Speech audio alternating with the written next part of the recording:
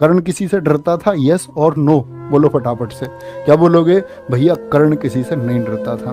भगवान कृष्ण ने जाकर के समझाया, ठीक है, कि कर्ण जिस साइड में तुम हो ना, ये अधर्म का रास्ता है, ये अधर्म का रास्ता है, तुमको इस पक्ष में नहीं होना चाहिए।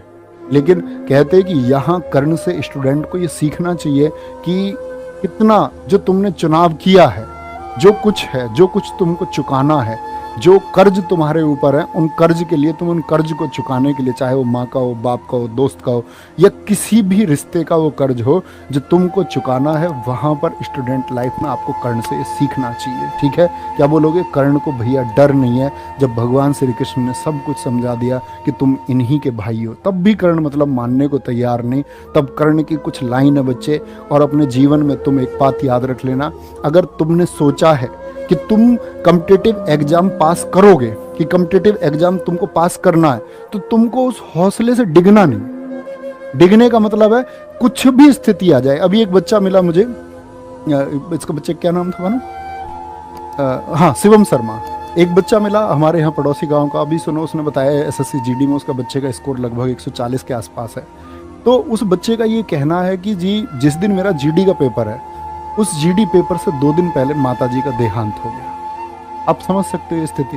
बोला जी पिछला जीडी भी देना था, तो पिछले जीडी में भी मम्मी हॉस्पिटल में थी, तो मम्मी ने इस बार ये मुझसे बोला था कि तुमको तुम्हारी नौकरी पहले भी लग जाती और इस बार तुमको नौकरी लगना है। कह रहा कि भैया मम्मी एक्सपायर हुई है, 2 दिन पहले मैं पेपर देने गया हूँ। और कह रहा कि ये स्थिति है, मम्मी हमारी एक्सपायर हो गई। और कह रहे कि जो हमारे परिवार के लोग थे ना, जो हमारे चाचा जी थे, जिनके बेटे की भी सरकारी नौकरी, जिनके लिए हमारी माता जी ने सब कुछ किया, आज खाना तक नहीं दे रहे हैं, और खाना हमको खुद बनाना पड़ता है। तो मैं ये बोलता हूँ कि जीवन में सबसे बड़ा संघर्ष ये है, सबसे बड़ा संघर्ष ये है कि हमने जो कुछ तय किया है वो हम पाके रहेंगे, और उसको हमको पाने से कोई नहीं रोक सकता। उसमें कितनी भी विपत्ति आए, कितनी भी परेशानी आए, हम छोड़ेंगे नहीं। तो कर्ण की वो लाइन है, ये संभव हो सकता है सूरज पश्चिम में उग जाएगा, ये भी संभव हो सकता है कि धरती पर वृक्ष स्वयं अपने फल खा जाएगा, ये भी संभव हो सकता है कि जल अपनी शीतलता त्यागे, ये भी संभव हो सकता है कि क्षत्रिय रण छोड़ युद्ध से भागे, ये भी संभव हो सकता है कि महादेव विष छोड़ यहां अमृत चुल्ले, ये भी संभव है भगवान श्री कृष्ण शिशुपाल की 100 गाली सुन ले, ये भी संभव है।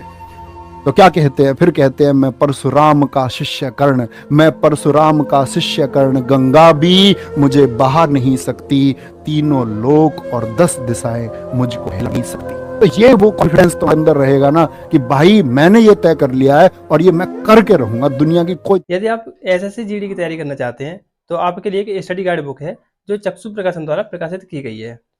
इस बुक से आप अपनी तैयारी को बहुत अच्छा बना सकते हैं। इस बुक में आपको एक साथ ही हिंदी, जीएस, मैथ, रीजनिंग मिल जाते हैं, जिनसे आप अपनी तैयारी को बहुत अच्छा बना सकते हैं। अगर आप इनके मॉक टेस्ट लेना चाहते हैं तो आपको इनके प्रीवियस क्वेश्चन पेपर और इनके द्वारा बनाए हुए खुद के 15 मॉक टेस्ट उस बुक में मिल जाते हैं। तो आप इस बुक को ऑनलाइन या ऑफलाइन दोनों प्रकार से ले सकते हैं। यदि आप इस बुक को ऑनलाइन लेना चाहते हैं तो आपको इस बुक का लिंक डिस्क्रिप्शन बॉक्स में मिल जाएगा, वहां से आप इस बुक को ले सकते हैं। यदि आप इस बुक को ऑफलाइन लेना चाहते हैं तो ये बुक आपके नजदीकी मार्केट में उपलब्ध है, आप वहां से इस बुक को परचेज कर सकते हैं। कोई ताकत नहीं रोक सकती, कुछ भी होगा। बीच में क्या हुआ पता नहीं, कितनी बार सिलेक्शन नहीं हुआ पता नहीं, कितनी बार मेरिट से 2 नंबर कम रह गए, 5 रह गए, किनारे से रह गए, मेडिकल नहीं हुआ इस बार, फिजिकल नहीं हुआ, नहीं पता। मुझको सिर्फ एक चीज पता है, मेरा टारगेट कि मेरी नौकरी लगेगी, और जब तक मैं उस टारगेट तक नहीं पहुंच जाऊंगा तब तक नहीं रुकता भाई। मैं किसी से भी नहीं रुक सकता और दुनिया की कोई ताकत नहीं रोक सकती। ये वो चीज तुम्हारे अंदर जब आ जाएगी ना तो बच्चे कोई नहीं रोक पाएगा।